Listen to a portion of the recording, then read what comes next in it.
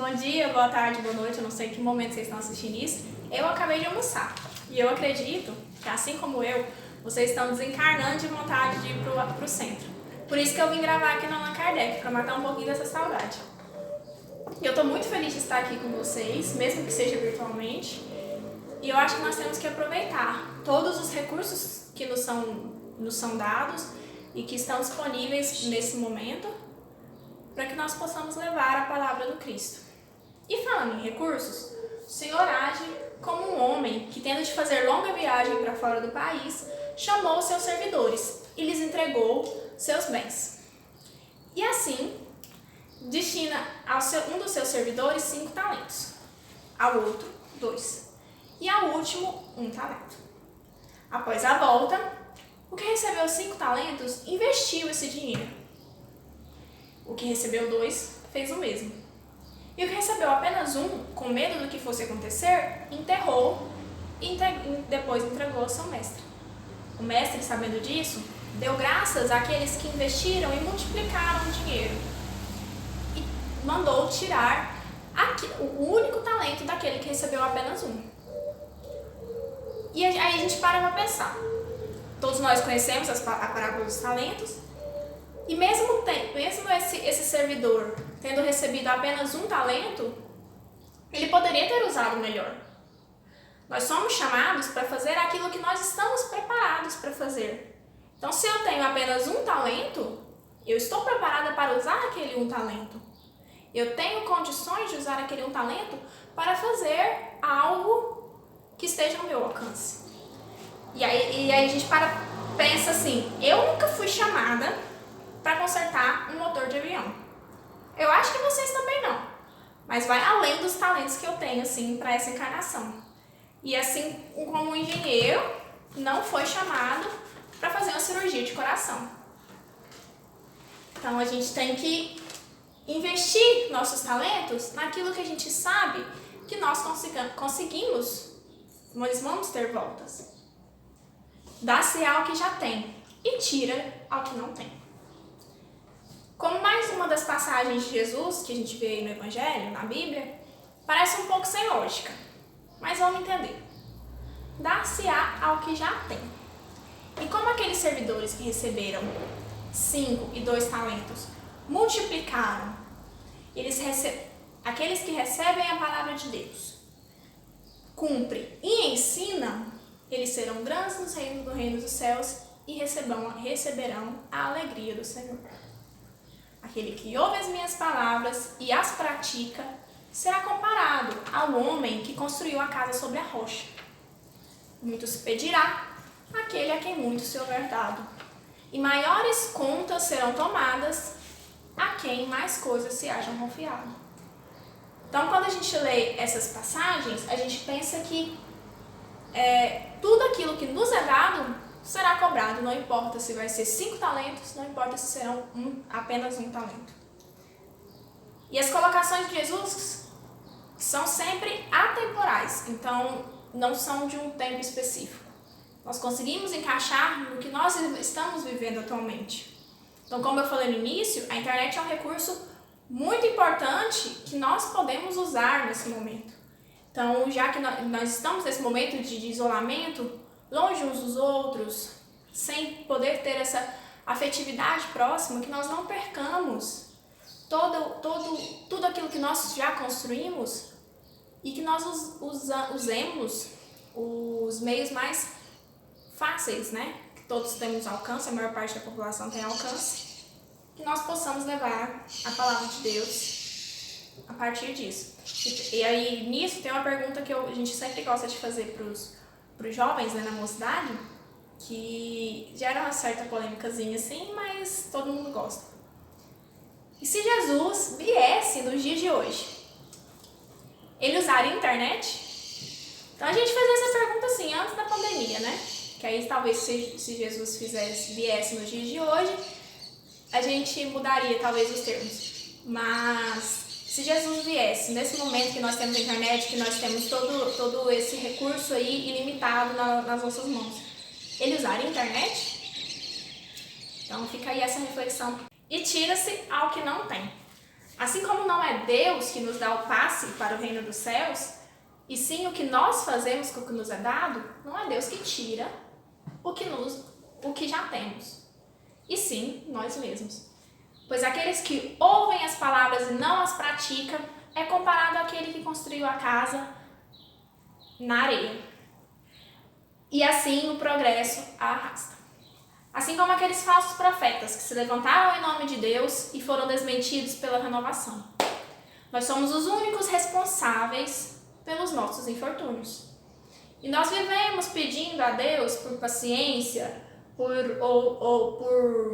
outras virtudes, mas nós não conseguimos enxergar a oportunidade.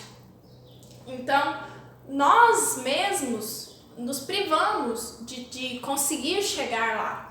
Então, não é Deus que nos dará, e sim nós mesmos. Então, nós vivemos pedindo a oportunidade, paciência, pedindo para ter melhores condições aí na vida, mas quando chega aquela oportunidade, a gente ainda reclama daquilo que está acontecendo. Então, além de não enxergar, a gente ainda consegue reclamar daquilo. O mau trabalhador está sempre queixoso, mas o bom trabalhador é aquele que compreende a oportunidade que recebeu. Eu acabei de ler um livro agora chamado Renúncia. E é muito interessante a história que é contada no livro, né? Mais uma das reencarnações de Emmanuel. E conta a história de uma jovem chamada Alcione, que ela era muito espiritualizada. E tudo aquilo que acontecia de ruim na vida dela, muitas coisas aconteceram, ela sempre levava aquilo como uma oportunidade, não como uma lamentação, mas como uma oportunidade, como um meio de conseguir chegar naquilo que nós estamos destinados a chegar. E até passando aquela novela na Globo, não sei se vocês assistem, Eita Mundo Bom, e aí tem uma frase do protagonista, do Cadinho, que ele sempre fala que eu acho incrível, que tudo que acontece na nossa vida, tudo que acontece de ruim na nossa vida é para melhorar. Então é esse pensamento que a gente tem que ter, porque a gente tem que saber aproveitar as oportunidades, até as oportunidades ruins. Então certa vez houve uma enchente numa cidade, uma casa construída numa baixada, morava apenas um senhor. E ele viu aquilo tudo acontecendo e ele começou a rezar para a chuva parar. Então ele começou a rezar, rezava e pedia a Deus para que parasse a chuva. E aí a água começou a subir e passou uma canoa. Ofereceu ajuda e ele disse que não, porque ele estava pedindo a Deus para que a chuva parasse. A água subiu mais e ele teve que ir subindo em cima dos móveis, porque já estava enchendo muito, né? E aí ele passou um barco. O barco ofereceu ajuda da mesma forma e ele, de novo, recusou. A água foi subindo, subindo, subindo. Ele continuou rezando, rezando, rezando. E aí ele subiu no telhado. E continuou pedindo e orando a Deus para que a chuva parasse. Logo passou um helicóptero e jogou aquela cadeirinha para resgatar ele. E ele recusou, de novo. Continuou rezando, pedindo para Deus. Só que a água encheu tanto, ele não conseguiu ficar ali, né, em cima do telhado, chegou ao desencarne.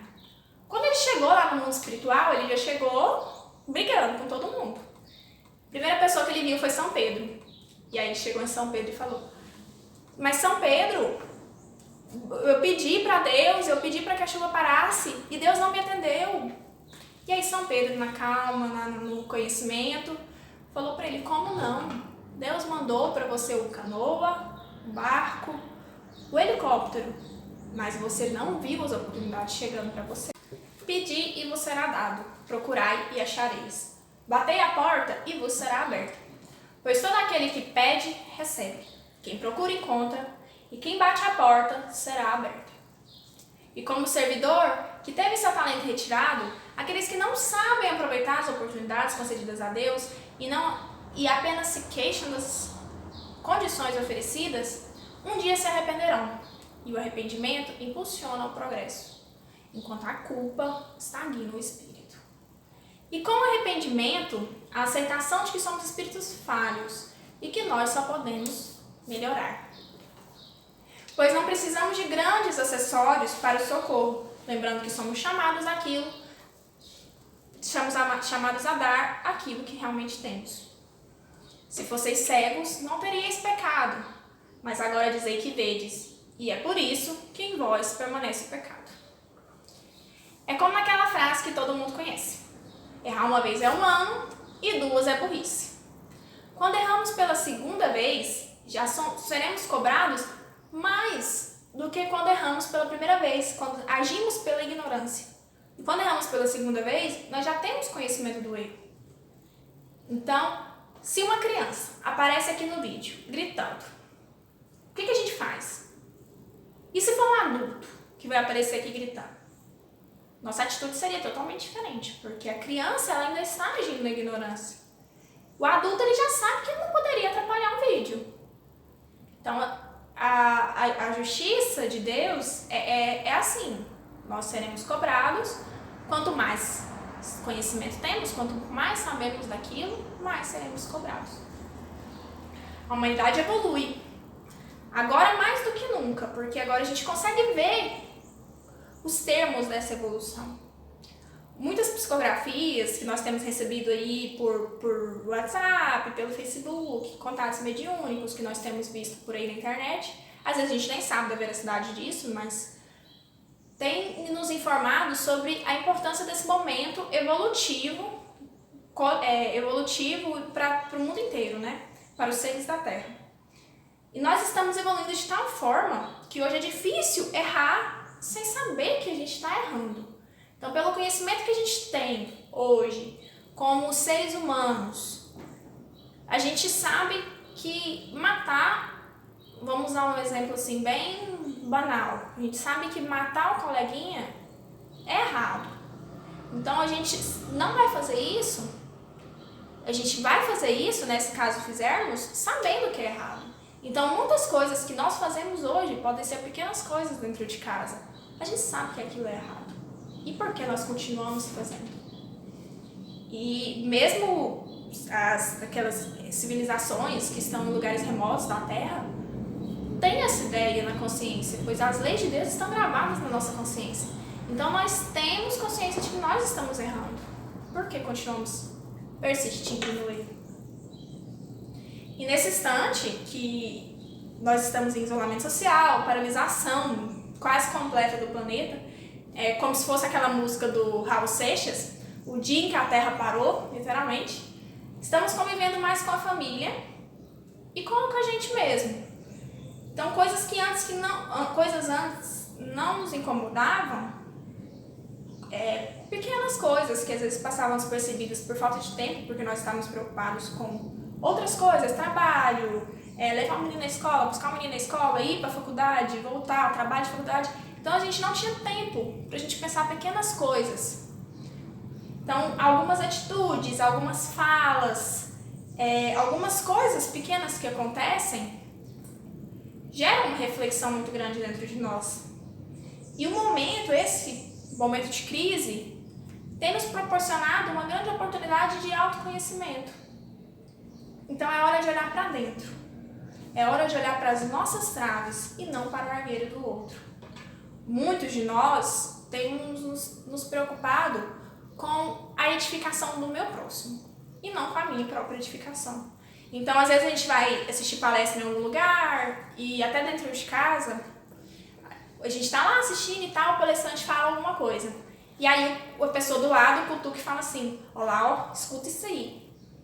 E aí a gente fica sempre jogando o erro pro próximo. A gente nunca vê o que nós mesmos estamos errando. Então é o momento da gente pegar essas coisas e analisar nós mesmos.